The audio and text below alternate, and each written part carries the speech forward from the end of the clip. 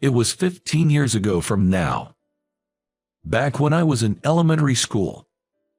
April came around, and we had a class shuffle. Our new class teacher was a young woman. When lunchtime came, the teacher turned to a girl who sat next to me and told her not to eat the school lunch. "Katie, you haven't paid your lunch fee, so don't eat, okay?" Katie, who always wore ragged clothes, was a skinny little girl. Apparently, her family was poor, and since last fall, her parents hadn't been paying the school lunch fee. I learned about this later on from overhearing some gossip.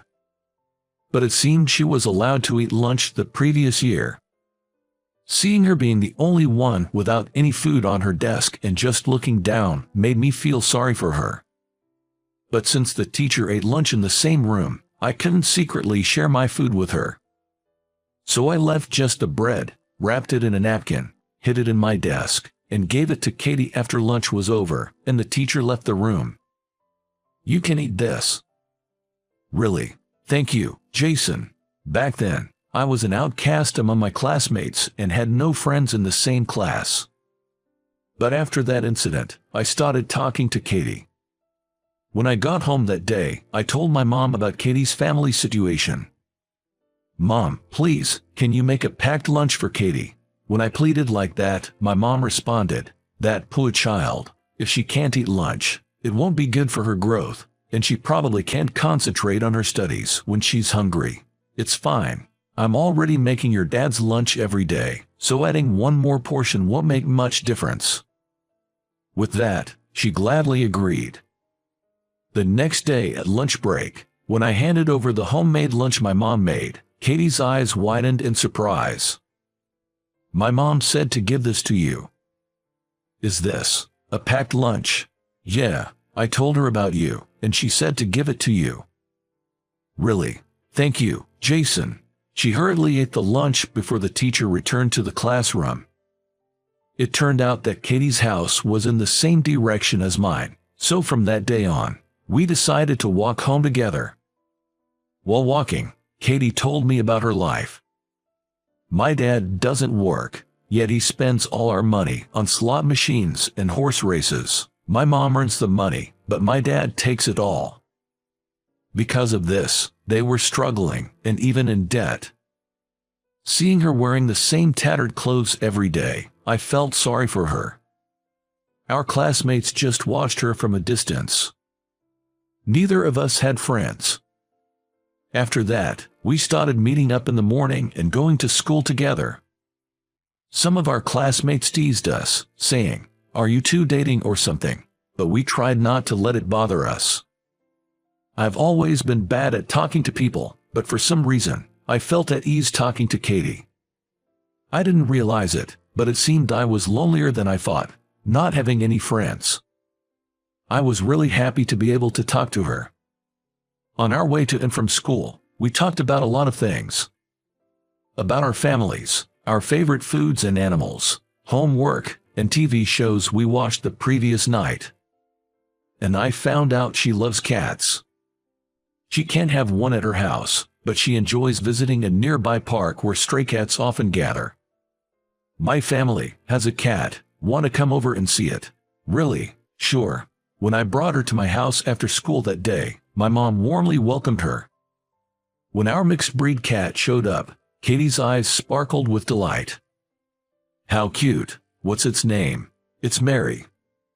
"Mary, come here." Katie looked so happy, cuddling the cat, playing with toys, and feeding it treats. Seeing her radiant smile, which she didn't show at school, somehow made me feel happy too. In a blink of an eye, it was evening, and my mom prepared dinner, even for Katie. "Katie, can you give me your home phone number? I'll call your folks and let them know you're here." With that, my mom called her house. During the call, she seemed deeply engrossed in the conversation. After that day, Katie began having dinner at our house every night. Apparently, her mom often worked late, and her dad, who was at home, didn't do any housework. As a result, their dinner time was always late. So, with her parents' permission, our mom started looking after her meals. After school, Katie and I would do our homework and play with the cat until dinner. However, about a year into this routine, Katie had to move. Her parents divorced, and she decided to move with her mom to her maternal grandparents' place in Texas. Before moving, she and her mom came over to say goodbye. "I can't thank you enough for all that you've done for Katie. We'll never forget your kindness." Saying so, her mother bowed to my mom. "Oh, please, it's okay. Please, raise your head. We help each other out during tough times. Don't give it another thought." My mom was a person of strong principles and kindness. I have tremendous respect for her.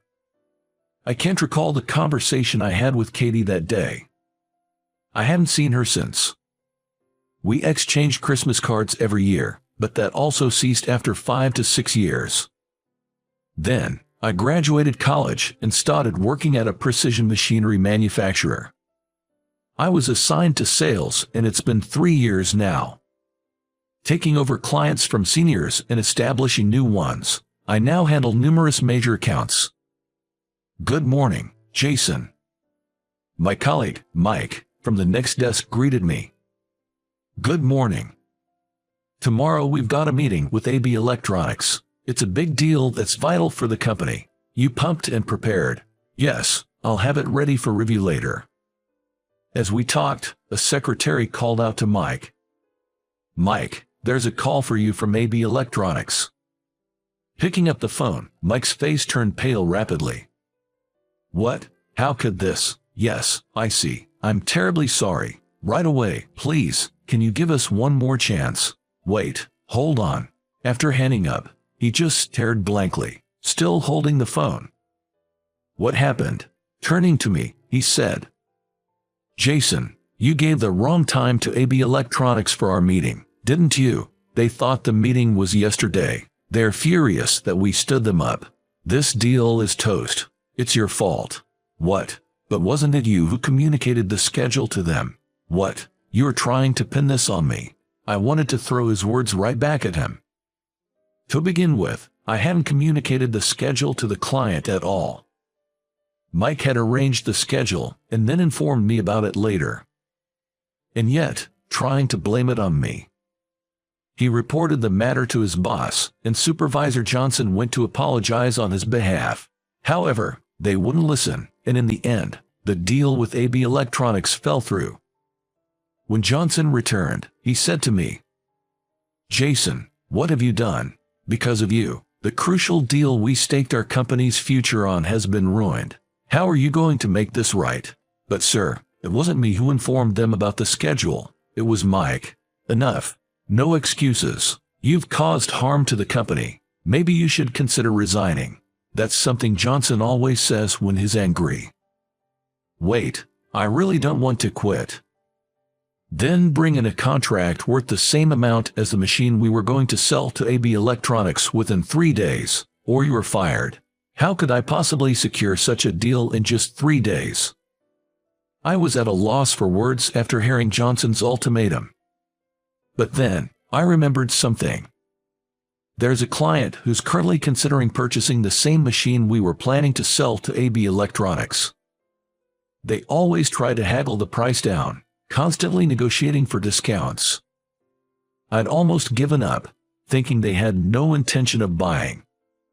But now, I had to somehow close the deal with them. I quickly revised the quotation and set an appointment with that client. Upon arriving at their company, a man named Kevin assisted me. "I've brought a new quotation today." I handed him the quote, and Kevin scrutinized it. "Can't you go a little lower?" "I really can't go any lower. We've adjusted the price several times already," I pleaded with Kevin, putting on a distressed look. "Please, Kevin, I'm sure our equipment will be very beneficial to your company. We'll even include regular maintenance." Kevin pondered, crossing his arms. "I get what you're saying, but at this price, my superiors might not approve. I personally want to purchase it, but how about I explain the benefits directly to your boss, maybe over a meal or something?" "That might be difficult. My boss is pretty busy. I'm begging you, Kevin, please just give me a chance to discuss it over dinner." I pleaded desperately. The machine sells for tens of thousands of dollars. For our company, the cost of a dinner would be insignificant compared to the sale. All right, I'll ask, but my boss is out right now, so I'll get back to you another day. That's fine. Thank you so much. Kevin saw me out of the conference room. Just then, the elevator opened, and an older man entered the office. Supervisor, I wanted to see you. Do you have a moment? Seeing him, Kevin immediately approached. So, this is Kevin's superior. Kevin explained the situation to Supervisor. But to my surprise, Supervisor began to shout angrily.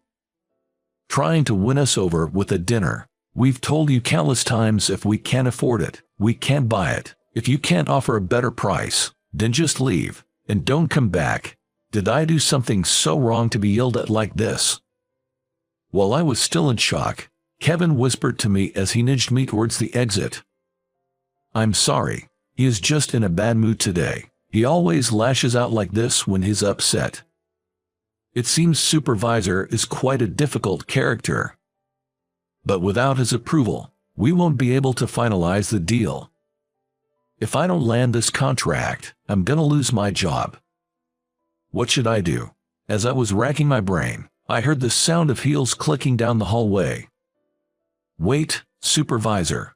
I turned around to the sound of a young woman's voice, and there stood a beautiful woman in a business suit.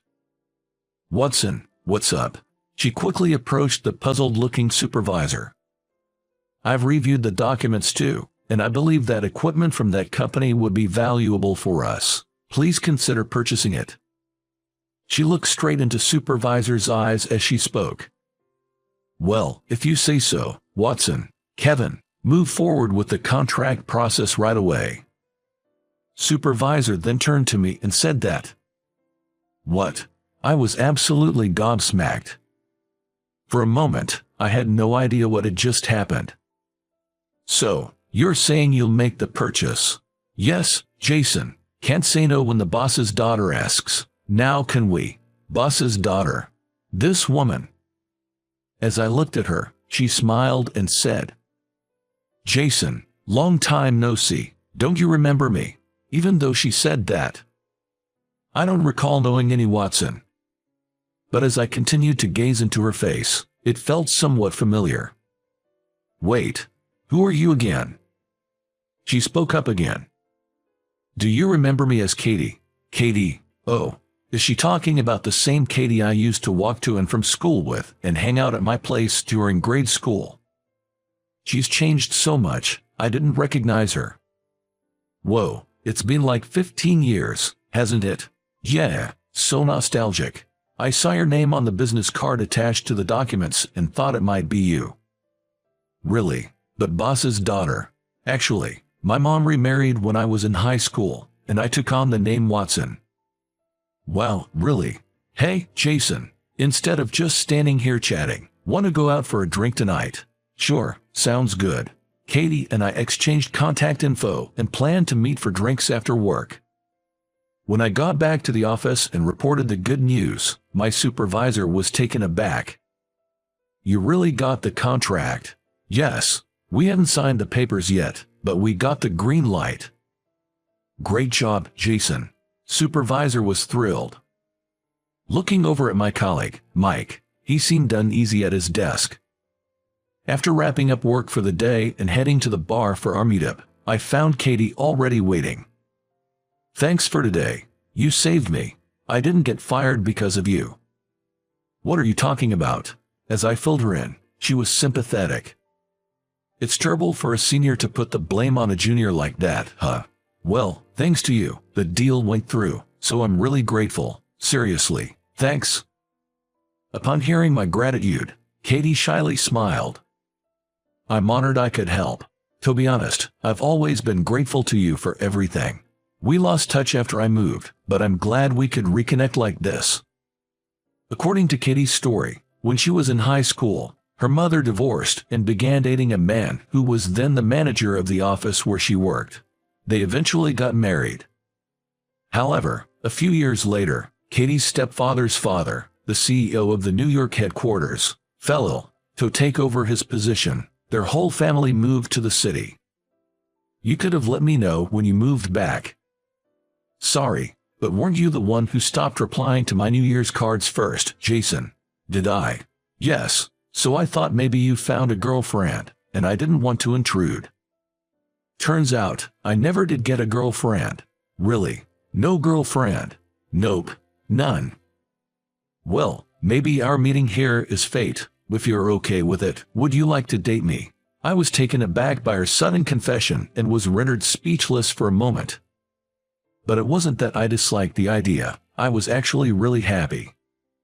Back in elementary school, being around her always made me happy, and whenever she laughed, I felt joy. I remembered that feeling.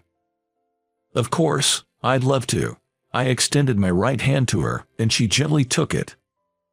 Really, I'm so happy. This is how we started dating. 2 years later, I proposed, and we got married. Mary, dinner's ready. Meow. Seeing her play with our cat, she seemed just like the old times.